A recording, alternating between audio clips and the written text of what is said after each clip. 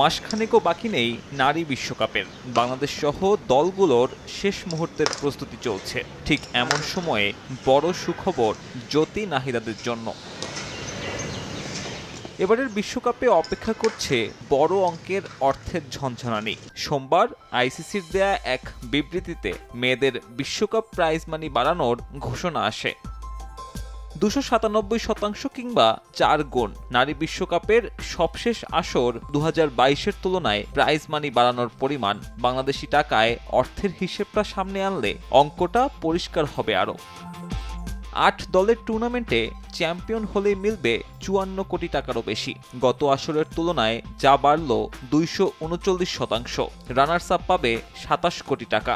এছাড়াও সেমিফাইনালিস্ট সহ পঞ্চম, ষষ্ঠ কিংবা তলানিতে থাকা 2 দলের জন্যও থাকছে আলাদা বরাদ্দ। অর্থাৎ বিশ্বকাপে অংশ নিলেই নিগার সুলতানারা পাবেন প্রায় 3.5 কোটি টাকা। নারী বিশ্বকাপের প্রাইজ মানির এই পরিমাণ ছাড়িয়ে গেছে 2023 পুরুষ বিশ্বকাপকে। সেবার সব মিলিয়ে প্রায় 121 কোটি টাকা দিয়েছিল আইসিসি। মেয়েদের ইভেন্টে সর্বমোট পরিমাণ 168 কোটি টাকারও বেশি। চ্যাম্পিয়ন দলও পাবে পুরুষদের তুলনায় বেশি। নারী ক্রিকেটের উন্নয়নে গেল কয়েক বছর ধরেই নানান পদক্ষেপ নিচ্ছে আইসিসি। তারই অংশ হিসেবে প্রাইজ মানিতে এই বৈপ্লবিক পরিবর্তন। নারীদের প্রতি বার্তা দিয়েছেন আইসিসি প্রধানও।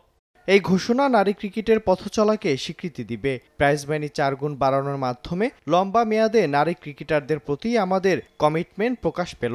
আমাদের বার্তা স্পষ্ট, ক্রীড়াকে পেশা হিসেবে গ্রহণ করলে পুরুষদের সমান সুযোগ সুবিধা দেওয়া হবে নারীদেরকেও।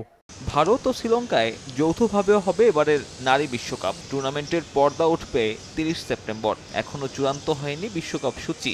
8 দলের ইভেন্টে থাকবে বাংলাদেশও। সাব্বির মিথুন, সময় সংবাদ।